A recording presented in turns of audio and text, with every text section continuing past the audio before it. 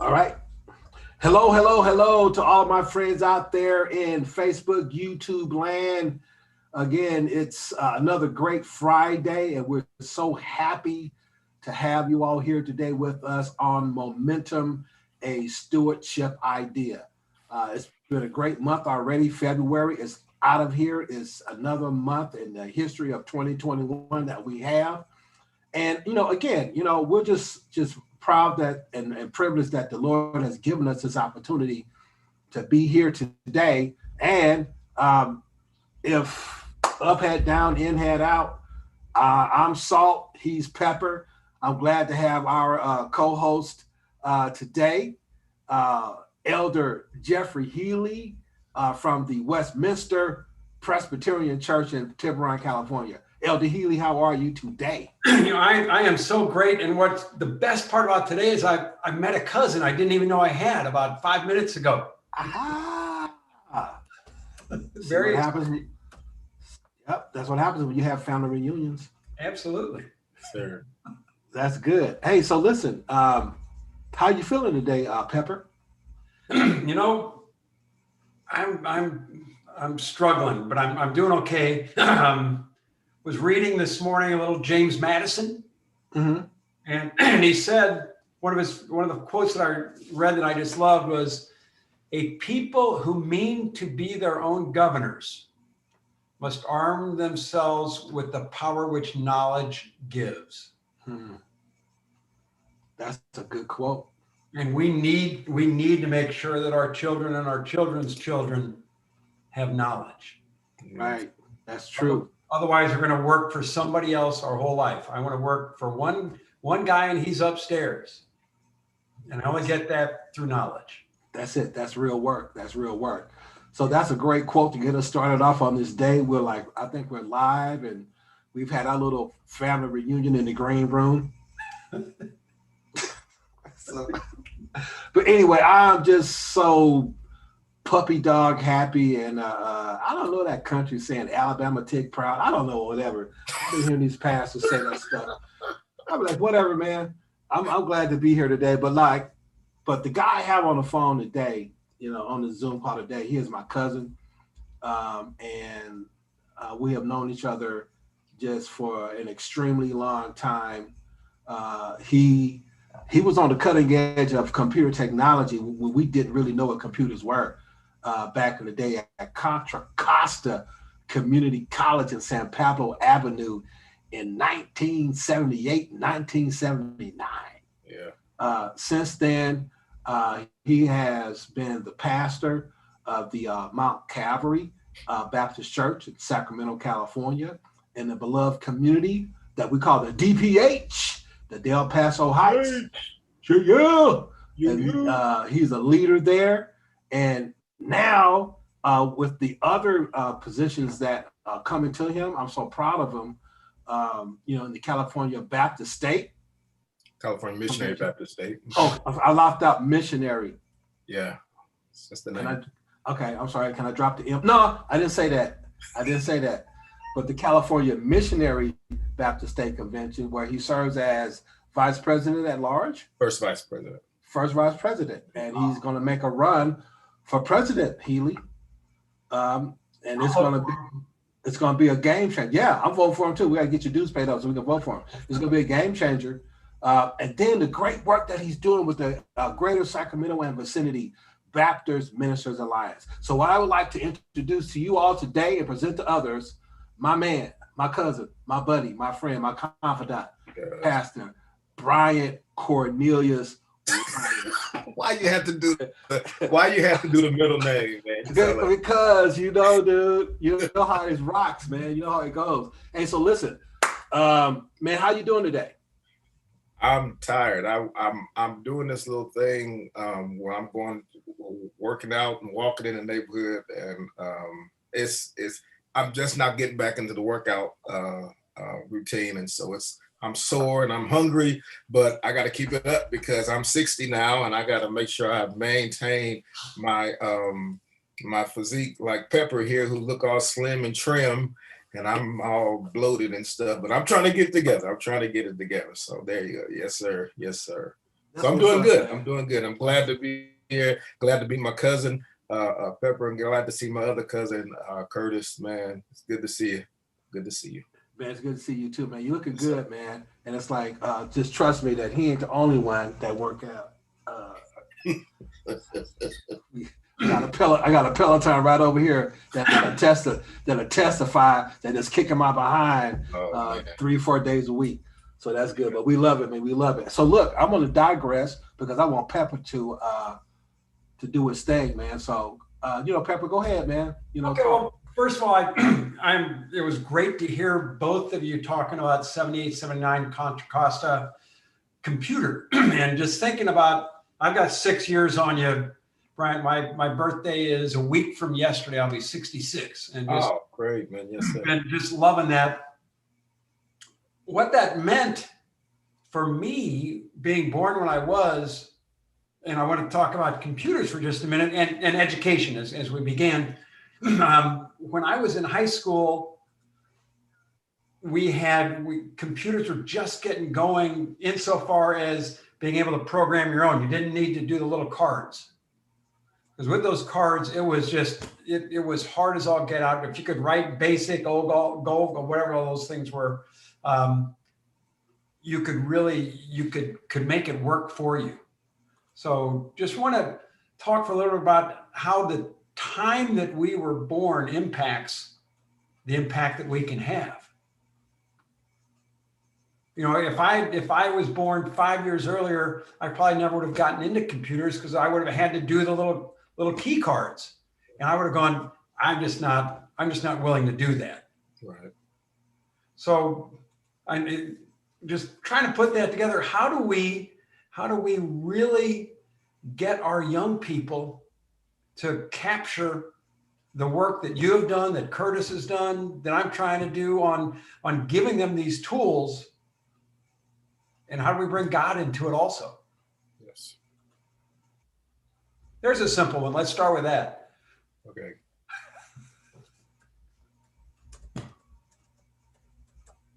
Bar, you go first. No, I want Brian to answer that question. Okay. Well. Yeah, man, come on. You was doing computers, man, when I was doing something else. So talk about it. Yeah, I majored in business data processing. And yes, I was back in the Fortran, COBOL, RPG, programming languages, and all of that kind of stuff. And so, fast forward to here and right now, I think that young people are now exposed not to computers more so in the more scientific or the engineering side, but they're into the phones and the apps and the games and all of those kinds of things. However, there are some that are now starting to get interest. I have one kid here at the church. His dad, he's a techie, and his son is just phenomenal. He does most of our sound stuff and our engineering stuff for what we do on Sunday morning. I think that what has to happen is young people have to be exposed more to the possibilities of, the programming aspect, the engineering aspect. And I think that if we can kind of, expose them to that at a younger age, that they'll kind of develop a knack for it, which will because kids, they're so sharp with it that them knowing that side of it would probably be very, very helpful and very beneficial. I mean, I was fortunate. I think we're all fortunate. If you try to learn a new language when you're our age, the brain just doesn't do it. Yes, sir. These kids are growing up with that language. There's nothing I enjoy more than calling one of my nieces or nephews or grandnieces and grandnephews and asking them how to fix something on my computer. Yeah. Yeah, it's the culture. It's the piece, the culture. Yeah. Pastor Wyatt, man. So look, tell us a little bit about yourself. Man, and I wanted you to talk about your community, El Paso Heights. You have, to me, what's totally impressive is that you have hung in a community that has been downgraded, for so long, and you have been able to create a presence there when sometimes when other pastors you know, who have been where you are would like leave and go somewhere else that's more splendiferous. Right. Is that a word? Splendiferous? That sounds good. I like it. I like Sounds it. good. All right, I just made something up. But anyway, man, talk about you, the community, Del Paso Heights, and you know some of the things you're trying to do. Okay. My grandfather organized this church back in 1960. He was killed in 1987. I took over from him in 1988 and been here ever since. Just going on our 33rd year as pastor. We'll be celebrating actually 61 years this coming Sunday of being in ministry here. This area has been, quote unquote, you know, the kind of the low totem pole of the area. It's, you know, that ghetto kind of stuff. However, some strong politicians, judges, and a lot of powerful people have come from this area. From the main high school, excuse me, is Grant High School. A lot of athletes, professional athletes, and politicians, and all of that. But I've been here all of this time, and I've always been of the opinion that it's hard to lead effectively if you're not attached to the community. And so that's kind of how I've been fortunate. My ministry is around is focused around young people. Interesting thing is when I came to this church, when we're dealing with budgets and all of that, when it came to the young people, the deacons and trustees of the church said, Pastor, there's not going to be any budget for young people. Whatever you need to help strengthen and help our young people, we're just going to go ahead and make, you know, do what we can to make it happen. So that's been the very fortunate thing. You know, currently we have what is called the Distance Learning Academy, where we have a lot of our young people who are in different school districts, but their parents work, and you got, you know, 8 to 12, 13-year-old kids at home by themselves trying to concentrate on the computer. So we have what is called a Distance Learning Academy. So we bring them all here. They have their own little portable spot. They have their own little cubicle, their own computers and all of that, and they have the headphones and they're doing their schoolwork. And then we have a staff member who is there overseeing, tutoring, and helping them, and then also kind of watching them, because, you know, kids, they'll have their phone down there and they're playing games and stuff. So she's doing a wonderful job. We were trying to get funding for that, but, you know, because they're different school districts, we couldn't. So basically Mount Calvary is, you know, just made that a part of our budget. And so it's been pretty good. And so we're thankful for that. What else? I don't know what else, Curtis. I don't know. I mean, you've been doing a lot, man. Music. I'm a musician, kind of, and a recording artist. So that I did that. I don't know what else. I'm about to release my book finally. I finally got it. Oh, good. Yeah, it's a book that deals with it's probably going to be from associate to assignment, or in the meantime, from the time that a person accepts their call to their assignment, what do they do in the meantime? And so it's one of those kind of books. So hopefully it'll be coming out in the next few months. What else? So how do you, if I could just throw something in here, Sure. Curtis let me preach at his church a couple of years ago. It was amazing. It was so much fun. And one of the things we talked about was that gestation period, when you get the call, but you got to gestate it. You got to roll it over. You don't just hear it and go. Yes. So the gestation period, you know, is that what the book's about? Is figuring it out, or? It's basically figuring it out and being willing to be under submissive of pastoral leadership, and you know, seek out, you know, education and life's lessons in that meantime. What, you know, and is pastoring the only possibility, or are there opportunities for ministers to be in full-time ministry and not necessarily pastor? Those that's a lot of what the book has to deal with. So if you tell me, and I'm sorry if I'm bringing up a tough subject, tell me about Sim. Sim, my grandfather? Yeah. Oh my God, man, he was a. Oh, dude, Healy is smart, man. He's from the Naval Academy.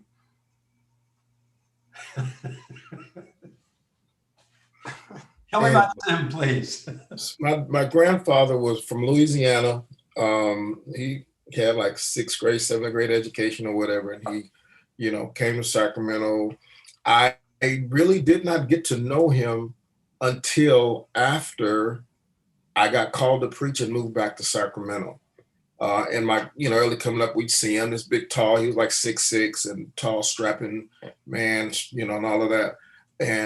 But I didn't really know him. And then when we moved back to Sacramento and I came and I joined this church where I pastor now, what he was pastoring, I began to get to know him, and I began to really listen and learn from him, from that old school experience, that experience that he had as a pastor. And he just helped me navigate through so many things. He sit me down and we talk and just talk and talk. And I appreciated those last few years that I had with him, because those are the ones that I cherish, and those were the ones that I got to know him very well. And he was such a gentleman, strong, vibrant, but he was such a gentleman and would help anybody. I don't know if you want me to go further with in terms of his death and all of that. Yeah, talk about it, man. Where you're comfortable. I'm great with it. It was interesting because the Sunday before he got killed, we were at church and this young guy was preaching, "Heaven is my destination." I saw my grandfather looking up at the ceiling, and I'm like, I'm trying to be with the preacher. I'm like, what is he looking at? I never figured it out. And then after service that night, he pulled me in the office and he told me, he said, "Son, I'm not going to be with you always. Be meek and humble, and God's going to bless you." Those are the last words he told me. On Tuesday, when I was at work, I got a call and they said he was downtown and he got shot and killed. They said it was random and all of that kind of thing. The thing that I remember the most is at the funeral service, this church seats about 250, 275. The news media and the police department and all of that, they said it was between 5,000 and 7,000 people here for my granddaddy's funeral. Literally, a whole street was blocked off. People were everywhere. The actual service lasted for about an hour and a half. The viewing took over 4 hours by itself. And they were just going and going and going. And we're just looking, and I'm looking at all these people, and I'm, sighing and looking. And then I just started looking at my watch, and I'm like, where did all these people come from? He had touched so many lives in the 27 years that he pastored. And for me, it helped me really appreciate him as my grandfather, but more so him, what he did in the community and how many lives that he touched that we never really knew about it. And we would not have found out about it had he not gone the way he did. Yeah. I'm sorry I had to go that way. Two of my best, hard but best days have been with who I call Bar Robinson. He calls me Bar Healy, at the homegoing of his mother-in-law and the homegoing of his father. Mm-hmm. Yes, yeah, you probably saw Healy, and we say bar because it's a theological term. In the Old Testament, bar means son of. Mm-hmm. Yeah. So, that's, we test people. Okay, yeah. I just picked up on that.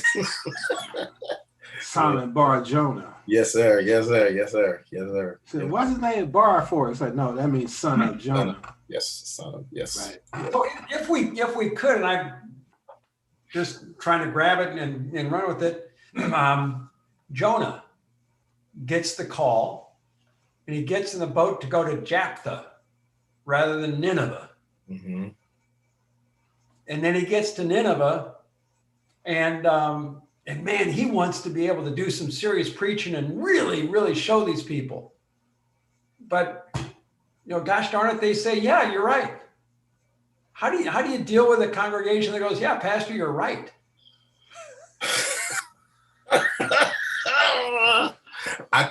I think that, man, I was teaching my class on this past Monday, and I was sharing with them about Jonah and then Hosea and how they could receive a call to an assignment of really wayward people.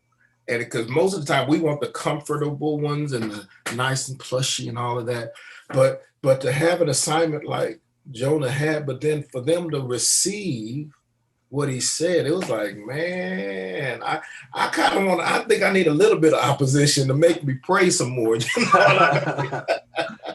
Yeah. Yeah. That's interesting. Yeah, that does happen. That does happen. I got your little backdrop behind me. Something about that name. I saw that. I was like, Healy, you got to hear this guy sing, man. Brian, he sung at my wedding. Wow. Sung at my wedding, dude. It was phenomenal. The dude has a phenomenal voice. I'm like, so Jeff thinks I can sing, right? I'm like, okay, whatever. He can. And but Brian is like this, like Billy Eckstein kind of guy, just smooth, man, like just coming down, bro. I'm gonna give you a CD. I'm gonna send it to you, Bar, because it's that song, that Jesus, dude. I play that, man. It's like I'll be at church. I just put it on the speakers, just let it go. You know what I'm saying? Because it's like it is, brother. If you ain't never sung a song before, if I could find it, I'll play it right now. If you ain't never sung a song before, man, that song right there is just like liquid liberation. You know, you just drink it down, man, and you just feel good about it. Man, let's talk about Sacramento. Man, I know you're sitting on some property, and you've been trying to do some development with it, man. How's that going? You got about sitting on an acre, right? I know you've been trying to do some homeless development. How's that going? Well, we do have an acre undeveloped, and we're it's interesting because the city now, our city representative for this area, they're looking for places to do some, housing or some kind of, transitional housing for the homeless population. The struggle is going to be, I think, that in the neighborhood, there's all these new homes going up as well. Mm-hmm. So you have that, and then you have to kind of deal with the density, the hardship, and the possibilities of, helping people who are homeless. And so that's kind of where the pass is. I think that it can be, dealt with, and hopefully in the next few months, we'll get some good ideas and be able to sit down and tell them, or at least let them know that we're the city, that we're very much interested in doing this project. One of the one of the things that I wrestle with, though, is when trying to do something with the homeless population from a city standpoint, they have this thing that you really can't deal with them in terms of religion and Christianity. And I'm like, well, wait a minute. You all are not doing anything to help them from an emotional and a faith standpoint. And you want us to, here's this prime example. We were doing this thing they have where they bring a bunch of homeless people and they sleep in the sanctuary, and it's, I can't think of the name right now, but they sleep in the sanctuary. We feed them, we, give them a movie and just, try to make them feel home and everything. So we feed them that night, they sleep there, and then we give them breakfast in the morning, and then they go to the next spot. Well, they're using the church facility. They're using all of the church's people, volunteer. We pay for the food and all of those things. We house them. So they want to use our premises, but they will not allow us to share our faith with them. And I'm like, so you wanna pull all of that? You want to pull all of our resources, but the main resource that we have is Jesus, and you don't want us to give it to him. So I had a real strong problem with that.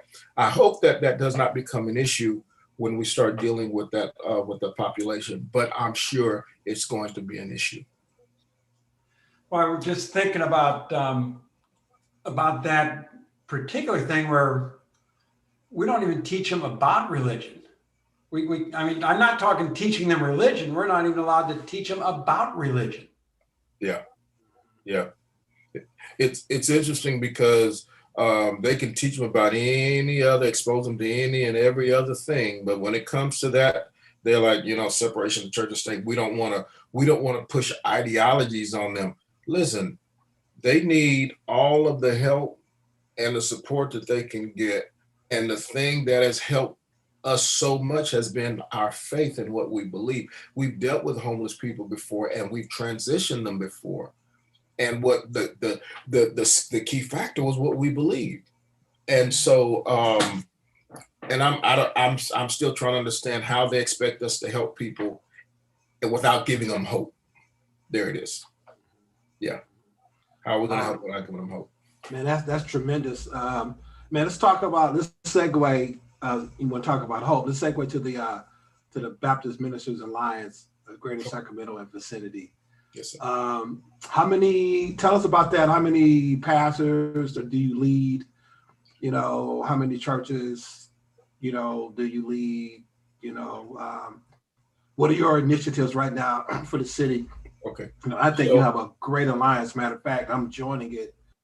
And I'm joining it because Zoom allows me to do so. Yes, sir. You know what I'm saying? So it's like I'm a proud member of the Sacramento Baptist, Greater Sacramento and Vicinity Baptist Ministers Alliance. And I'm so happy that you're going to join us, and we are excited about it, and we're very excited about it, man. And it's like so the Greater Sacramento and Vicinity Baptist Ministers Alliance. There's about. I'm sorry, my son keeps trying to call me. Man, he supposed to call me yesterday, man. You better tell him to call me. Yeah. I talked to him, man. Okay. All right. And we're about 50 churches, Baptist, most of them Baptist, but there's some that are non-denominational or whatever like that. But we're really trying to develop and foster stronger relationships among the pastors. That's our biggest goal. And so I think we're conquering, I won't say we're conquering, we're making great strides on that, so that I think that the struggles that pastors have are different from any other struggles of anybody else have. And so when we can kind of come together and share our strengths, weaknesses, and things that have helped us, you know, it can be a blessing and a help and support to some others. So that's the main thing. The second thing that we're trying to do is engage within the community so that we can begin to get some things done in our churches that can have a stronger impact on the community. And we're starting to make headways with that. We're starting to build some alliances with some other organizations to try and do that. And so it's been very, very beneficial. We meet twice a month on Saturdays on Zoom, and we usually have between 10 and 20 guys who participate. And we have Bible study, preaching, then we deal with some critical issues. So one of the issues that we're going to be dealing with this Saturday is because of all of the weather challenges that have been happening in Texas and other parts of the country. We're going to be talking about how we're going to get some resources and some money, raise money, and we're going to try to target some individuals in Texas so that we can get it to them so they can kind of spread it out in the community. It may not be much, but I'm like, hey, if we can make a small dent, it can be a help. So that's something that we're doing. That's great. So if you got an email from Curtis just a couple minutes ago. Uh-huh. Can you look at had his signature at the bottom of it? You see what it says right below his signature? Oh man, let me see. He can't see no more. I was just joking. He can see. I see it. It says, It says, quis custodiet ipsos custodes. Wait a minute. Where is that at? Should be at the very, very bottom of his signature. Anyway, what it means is who will guard the guardians. So to your point, you're out on the front line every day. And Curtis is on the front line every day, and you've got to take care of yourself too. Yeah. The guardians need some comfort also. Yes, sir. Yes, sir. I'm just so just filled with love about what you're doing with the Alliance. That is absolutely, you're guarding the guardians. Yeah, we need each other. And so it's, we support one another, and we laugh, and we really have strong fellowship one with another. And the other thing is, when there's a struggle, we try to make sure that we're there for each other.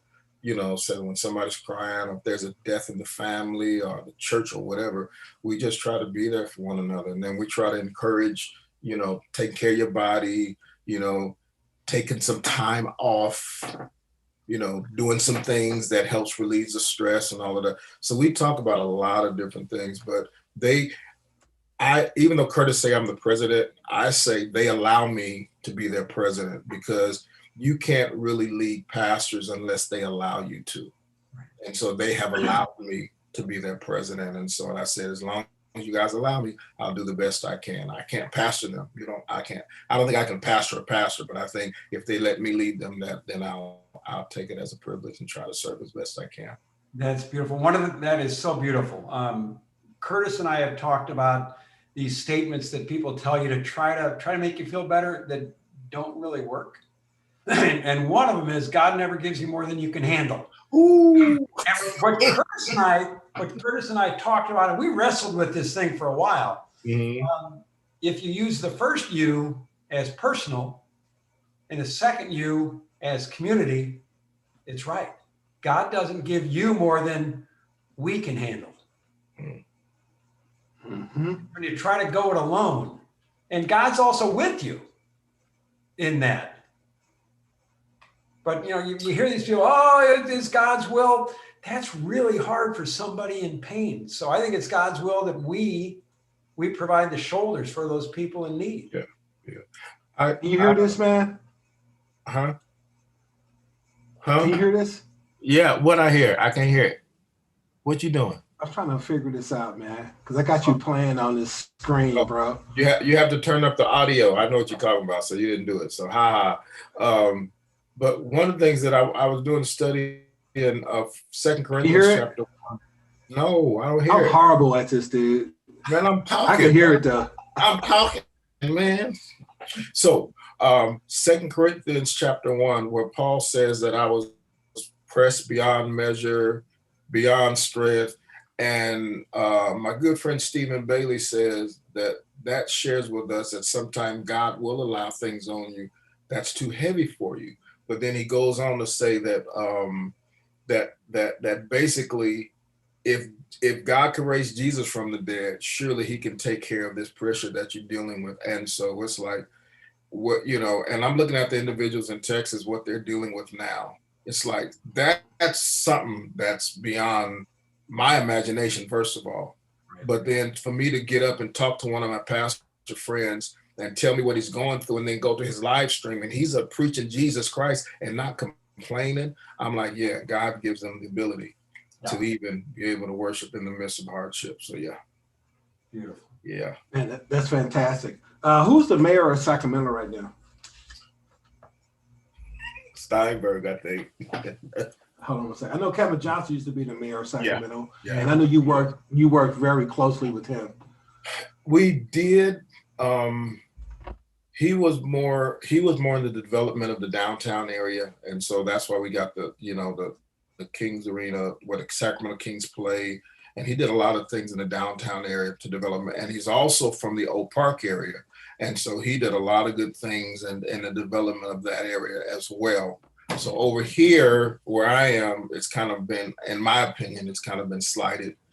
But I think that we're gonna pick it up a notch, and then the whole neighborhood is changing and all of that. So there's great opportunities. I'm looking forward to them.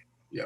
Mm-hmm. Yeah, it's Darrell Steinberg, who's the now mayor of Sacramento, attracting high wage employers and helping local businesses grow. Yeah. And he's doing a really good job, I believe. He's staying in connection with us. From my perspective, I think that as pastors, we have to step it up a notch, and we need to set some agenda points and then go after some things within the city, as opposed to just saying this is what they're going to do and we got kind of accept it. I think that we have to. We're stakeholders. We're landowners. We have church businesses, but we operate businesses and congregations, and so we have to be a stronger voice in the community. So yeah, hopefully we can do some things. I want to take a little exception to something you quoted earlier, and I know it's nuanced.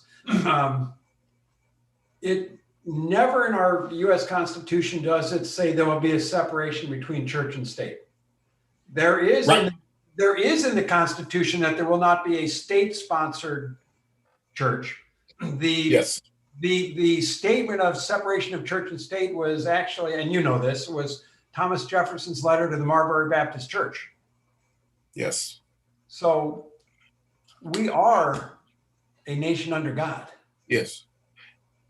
And I tell our like members about Calvary, they talk about separation of church and state. I say, well, that's really interesting because they can't separate us because we are the church and we're in the state. So you can't separate it. Right.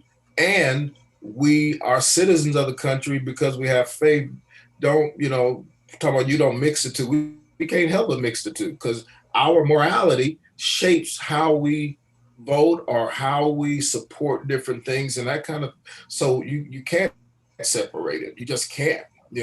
I understand what's really behind it. I believe is that because of who we are standing up in front of on a Sunday to Sunday basis, we have impact, and that power can really shape and alter some elections if we were to take advantage of that. So I think really that's what they're trying to get at. Yeah. So it's power. Yes, very much so. Very much so. Mm-hmm. So let's talk about your work with the California Missionary Baptist State Convention. Yes, sir. What's going down, man? I've been there since been pastoring here. We've made some great strides because of the convention. It's churches from San Francisco all the way down to San Diego, and there's just a diversity in terms of age of pastors and churches, and we got pastors who are in their late 20s, and some pastors are pushing 90 years old. So some have older congregations and younger congregations, and we're all together. And so we have to try to create, I won't say create, but kind of facilitate programs that will kind of meet the needs of those who are older and still try to stimulate the interest of those who are younger. And it is a very difficult task. And so, because we have the older people who say it's never been done like this before, and we can't do it like that.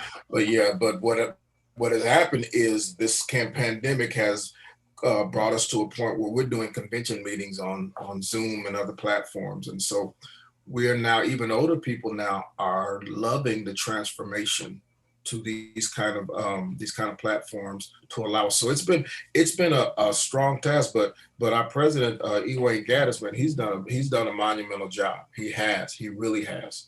He's done mine, and so we're trying to be cutting edge, and at the same time be out, for lack of a better word, hold on to some of our traditions, if I can say it like that. So it's one of those things. I don't know if there's going to ever be a balance, but we're trying to do what we can to bridge that. So it's clear. All right. So you say you're 60? Yes. All right. Well, I'll be 60 in about 36 days, something like that, right? He's like Union 66, whatever. I guess it's Union 76, but he's like Union 66. The imperative, man, of transferring this knowledge to young people, how important is it to you? Yes. Well, my son, Brian K. White, he's a preacher, he's an administrator, and he's been to school, and we spent a lot of time talking because I want him to really know and understand as best I can my experiences, and to have a good, strong, wide view of the importance of the ministry that we're engaged in. He's just like he's calling me. He's the one that keeps me up to speed in terms of technology. And at the same time, I'm trying to make sure that I pass on this information that I know about the Lord and how to, kind of navigate through pastoral circumstances. And I'm doing that. And then I teach at Bible-based school theology. And so we're trying to help and equip other young preachers so that when it's their time to take over a church or get involved in full-time ministry, that they will have some tools that can help them be better in terms of what they do. One of the things that I am kind of fearful is that a lot of the newer, younger pastors, they're coming up, but they are distancing themselves from the older traditional not preaching style, but the preacher. And because of that, they don't get an opportunity to get that wisdom that they need to help navigate through circumstances that they're not going to be able to handle trying to do it by themselves. Because Pepper and Curtis and myself, Curtis and I came under Reverend Green, John Green, and he taught us so much that we even use now to this day as we try to navigate through this ministry. Well, a lot of younger preachers, we don't need that. But what happens is they continue to try to minister, and then something happens, they realize they need it, but they don't know who to call. And so we're trying to make sure we bridge that gap so that those younger preachers can have a relationship with some older preachers as well.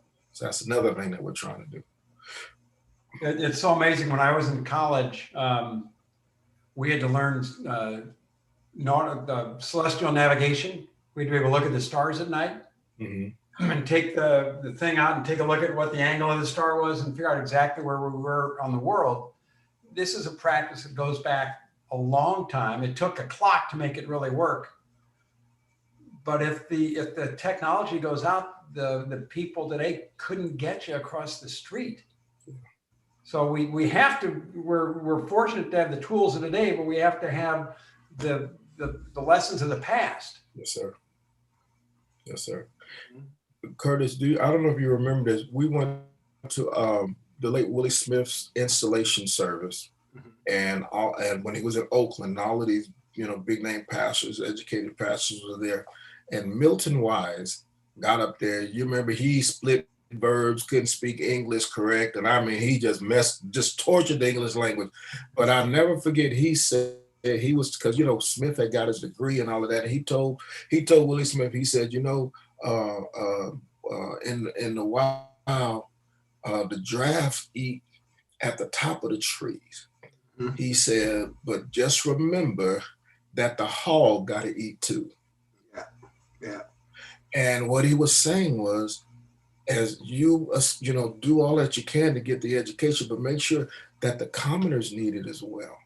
And man, I'll never forget that. That was just something that was phenomenal. I'm sorry. Yeah. Anyway. Yeah. No, that's good. No, because let's talk, because that's what we're dealing with right now. We're dealing with a construct that wants to continue to oppress the common man. However, it's clear that the common man is needed to make this thing work. Yes. What are your viewpoints on, this new presidency that we have with the Biden-Harris, platform? How do you feel about that? Well, I'm happy and concerned. I'm happy that we have gotten to this point where we are, and I think that the country is trying to be progressive and move forward. However, I'm also troubled because, and this is just me saying it, Biden and Harris are not the savior. And with what they're trying to do, I hope that God and religion and faith does not be pushed to the back burner, so that it can cause us as a nation to really lose to get worse off focus. Because sometimes struggle is necessary to keep us in focus. I think that they want to do a lot of things that are positive. I also know that the body of Christ, the church, and the leadership has to take a stand and be willing to confront and to let them know that because we're the church does not mean that we're just going to sit back and allow things to happen. We've got to make sure that we are we're also sharing and bringing truth to the powers that be. And this is one of the things that I have discussed with some other guys. I said, people say, well, are you Democratic and Republican? Well, I'm a little both and neither, because there's some things that I'm Democratic about, and there's some things that I'm quote unquote Republican about. Even though there's some things that are progressive for me, I still have a moral background. I still have a moral aptitude. I still have some things that I hold dear and that I believe. And I think that those things are just as important. So while we're being progressive, I'm scared that, I won't say I'm scared, but I'm concerned that we're going to progress to the point of immorality. We're already kind of on the cusp of it, with kind of pushing on it. And if the body of Christ doesn't stand up, I think that it can get to that point. So I think that as the church, as a pastor, that we have to make sure that, those who are in office, we thank God for them. And at the same time, we need to be at the forefront saying, hey, this is where we are. This is what we believe. And these are some of the things that we know need to take place if this country is going to get to where it needs to be. You bring some great points up there. One of the things that I always worry about is collusion between the three major elements of power in these United States. One is government, two is business, and three is the moral compass. Yes, sir. Provided by the church. Largely provided by the church. We need to make sure that we hold both parties accountable and be willing to be held accountable ourselves. Yes, sir. It's that tension between those three entities that provides the legs in the stool that keep the people from getting crushed. Yes. Yes, sir. Yes, sir. I totally agree with it. So when Pastor Robertson was talking about the common people, even though they're common, it doesn't mean that they're stupid or ignorant. They know what's going on. And so hopefully we can begin to, reach them so that they can understand that, yes, you may be considered common, but you have just as much authority in this country as anyone else. And so in harnessing those together, it can cause us to make a real strong impact on this nation. And then I hope that go ahead. Okay, I'll jump in, but I'll jump right out. I think there's some verse in the Bible that talks about, the little toe being just as important as the eye. You were all part of God's great plan. Yes, sir. Yes, sir. Yes, sir. Yes, sir. I did not know to the level of impact that I could have, or any, I'm just a young dude from Richmond, California, via Oakland, California, with a 2-year education and all of that, and then the Lord causes this to happen. And then I'm looking at individuals in the community they're trying to make an impact, really a strong impact. I just had a meeting this past week with a kid. When he was 16, when he came to church, he was homeless and, on the cusp of not drug, but gang violence and all of that kind of stuff. Well, I lost touch with him for about 5 or 6 years. He called me this past week.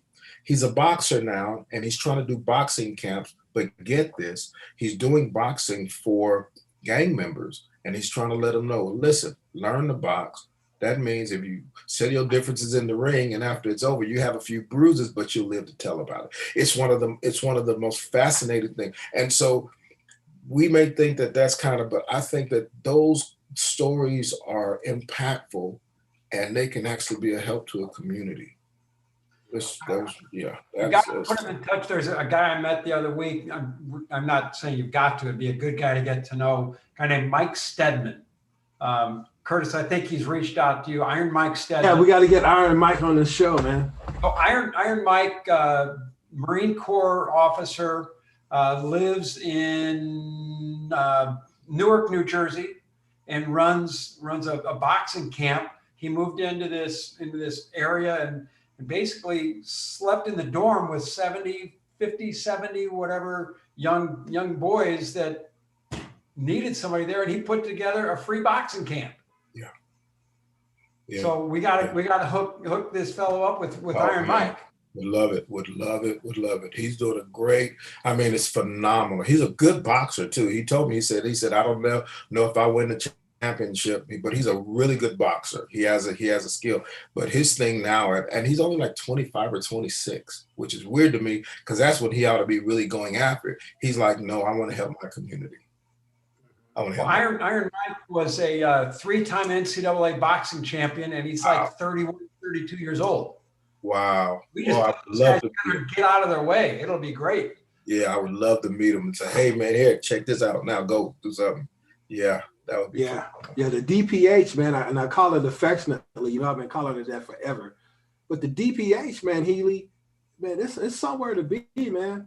You know what I'm saying? It's like those cats don't play down there, man. It's like what's interesting is that, you know, we talk about this, what's it called? Sotifa and Anifa, these cats that stormed the Capitol building. It's like that was safe. But I'm telling you right now, like they ain't not going into the DPH, bro. They ain't going down there, bro. You know, it's just that's how it is, man. Yeah, it's just how it is. Yeah. And I'm proud of you because, you know, I know that you probably try to do a couple other things, but the Lord was like, nope. You know, I got you here. This way you shall be.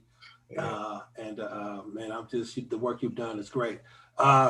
Healy, you got any other comments, questions for? I just thank God that I met my cousin today. Yes, sir. Me too. Me too. Yeah, long time coming. Yeah. Long time coming. Yes, sir. Yeah, man. Don't you tell him no stories, Brian, either. I don't hear it. Because he know a lot of them. But there's a few I can't tell. Don't tell him Thank you. Curtis, what? You don't tell him stories about you and me either, okay? I will not. I can't go there. No. We just thank God for what he's done for our lives. Yes, if it had not been for the Lord on our side, yes, sir. Yes, sir. You know, where would we yet be? Pastor White, would you give us some closing comments? But first of all, I again want to. It's just good to meet my cousin and see my cousin. And I told her we went to see Aunt Ruby yesterday. She's doing well. You can see my mom yesterday, man. Yeah. That's tight. She sang too, man. She did. She sang too. Yes, man. We had a good time. She still got it, huh? Yes. Oh yeah. She ain't lost it, man. She got it. Yeah. She still got it. But I want to thank, man, just for the fellowship, for meeting my cousin, and then seeing my other cousin, and just being able to sit in dialogue and chop it up, man. It's been a blessing, and I'm hoping that we're gonna be able to do this again, and maybe when things change, we may meet at a spot. At those. Those. Yes, at those. Those is great. Bless y'all, man. Bless you. Yes, sir. All right, man. Well, listen, God bless you, man. Thank you so much for being on. Our work is just continuing to go. Yes, sir. We'll be talking soon. I have one more thing. See a finger, the usher finger. Lunch in 28 minutes. Huh? Oh, yeah, with his beautiful wife. Lunch at 2:30. Yeah, Top Paula, we say hi. Sure will. And I'm gonna blame it on you, Curtis. You always do. I know it. I do. Some stuff just don't change. Love you. All right, love y'all, man. Man, I'll talk to you later, man. Peace. Thanks a lot, guys. All right. Love y'all, man. Bye.